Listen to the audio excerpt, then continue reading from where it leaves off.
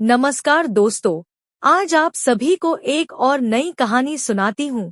घुंघरू भाग एक और विशेष खबर सुनाती हूँ कि सुलोचना के जीवन कथा पर आधारित उपन्यास छलकते हुए जज्बात छपकर आ गई है, जो अमेज़न पर ऑनलाइन उपलब्ध है।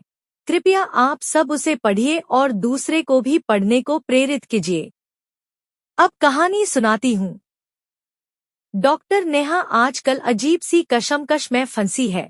शादी के बाद अचानक डिवोर्स से नेहा के घर वाले खुश है।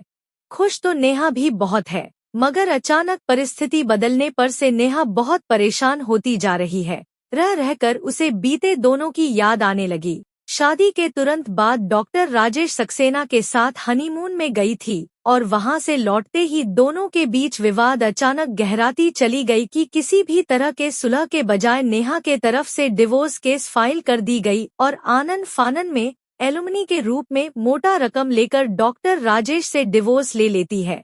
इसके पीछे न केवल नेहा की जींद वरन यह भी कह जा सकता है कि उसके माता पिता के भी जींद के कारण ऐसा हुआ।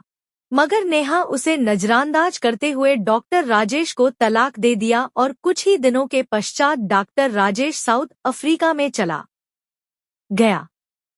डॉक्टर नेहा शारीरिक अवस्था के लिहाज से बिल्कुल ठीक ठाक है, अतः उसे किसी भी तरह की परेशानी न होने की वजह से अपना ड्यूटी और घर के बीच समन्वय बिठाकर चलने लगी।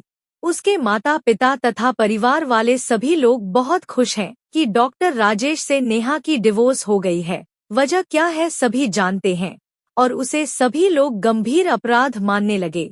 हालांकि राजेश तथा उनके परिवार वालों का कहना है कि पति पत्नी के बीच संपर्क चाहे कैसे भी क्यों न हो उसे तूल देकर सड़क तक घसीट कर लाने की बजाय आपसी सामंजस्य तथा वैचारिकता के पराकाष्ठा से रिश्ते को मधुर बनवाने की दिशा में अग्रसर होना चाहिए। और शादी के बाद हनीमून में गई थी, जिसे पति पत्नी के बीच कुछ सुकून भरी एहसासों की आदान प्रदान तथा एक दूसरे के प्रति भावनात्मक जुड़ाव के लिए एक अलौकिक क्षण के रूप में माने जाते हैं। बड़े बुजुर्गों से दूर एक अलग दुनिया में विचरण करते हुए एक दूसरे से लिपट कर सिमट कर एकाकी समय बिताने में एक अलग ही आनंद है, जिनमें बड़े बूढ़े के कोई भी भूमिका नहीं होती। ऐसे में अगर किसी से कोई गलती हो भी जाती है तो उनके एवज में ऐसी कठोर कदम उठाना उचित नहीं होता। प्राकृतिक और अप्राकृतिक शब्दों तो डिक्शनरी में होती है, पति पत्नी के बीच नहीं होती। पल भर की आनंद की अनुभूति चाहे कैसे भी क्यों न हो जाए, उसे ही संतुष्टि की पैमाने के रूप में देखा जाना चाहिए और अक्सर उसी में ही जीवन के चरम सुख देखे गए हैं। विद्वान लोग जहाँ इस विषय में बहुत से किताबें लिख कर गए हैं, जिसे शास्त्रों की रूप परिभाषित की गई है, उसे हम लोग अलग अलग कैसे मान सकते हैं। मगर नेहा और उसके परिवार वालों के जींद के कारण डॉक्टर नेहा और राजेश के बीच तलाक हो जाती है।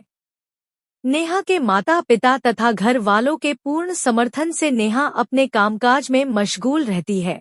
उसे अपने तलाक से बिल्कुल ही अफसोस नहीं है, वरन मन ही मन संतुष्टि व्यक्त करती हुई अपने दिनचर्या में व्यस्त रहती है कि एक दिन शाम को उसे पेट में दर्द होने लगी और जी मचलने लगी तो सोचा कि शायद इन डाइजेशन के कारण हो रही होगी। अतः उसने एंटासिड की टेबलेट खा ली और लेटे रही तो कुछ देर के बाद दर्द थोड़ी कम हो जाती है तो सो गई। समाप्त। अगले भाग के लिए हमारे साथ बने रहिए। कृपया इस चैनल को लाइक करें, शेयर करें और सब्सक्राइब करें। धन्यवाद।